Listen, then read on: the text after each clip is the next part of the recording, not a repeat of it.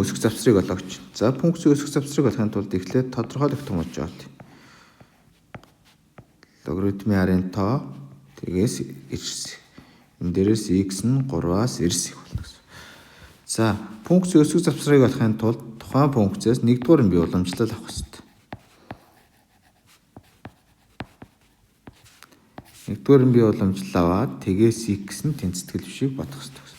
За x-ийн уламжлал 1 хасах нь натурал логарифм x-ээс хасах нь 3-ын уламжлал гэдэг чинь x-ээс хасах нь 3-ын уламжлалыг хуваах нь x-ээс хасах нь 3 тэгээс ирс. За энэ ди уламжлал нь нэг ижил хуваар өгчих юм бол x-ээс хасах нь 3-аас хасах нь 1-ийг хуваах нь x-ээс хасах нь 3. За энд юу гэсэн үг вэ? X-ээс хасах нь 3-аар ижил хуваар өгч.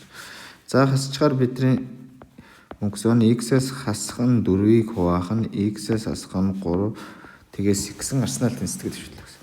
За энэ тэнцэтгэл бишийнхаа хэдүүлээ эхлээд бутархай хүртүүрийн тэгтээ тэнцвүүлээд хуваарийн тэгээс илгаатайг явуулчих. За эндээс x тэнцүү 4 x нь 3-аас илгаатай гэж. За одоо тоон шулуун дээр хэдүүлээ тэмдэглэе. За энд тэмдэглэж тоон шулуун дээр тэмдэглэе. x тэнхлэг байна. 3 энд байна. 4 энд байна. За 3 орохгүй гэсэн учраас цагаан цэг, эрс x учраас 4 ч гэсэн цагаан цэг. За ингээд завсар тооч. За завсраас тэмдэг аваад тоо аваад орлуулах юм бол нэмэх, хасах, нэмэх байна гэсэн. За бид нарт өсөх завсрын гэсэн учраас бид нарт нэмэх тэмдэгтэй эсгүүд нь хэрэгтэй гэсэн. За үүн дээр юуг нэмж тоожох хэрэгтэй вэ гэхээр бид нарт тодорхойлох томжоо тоожох хэрэгтэй. Тодорхойлох томж маань x нь 3-аас их гэж. За тэгвэл 3-аас их гэхээр иш гэсэн. За ингээ хоёр шийдийн давхцаж байгаа хэсэг гэхээр бидний өсөх завсар нь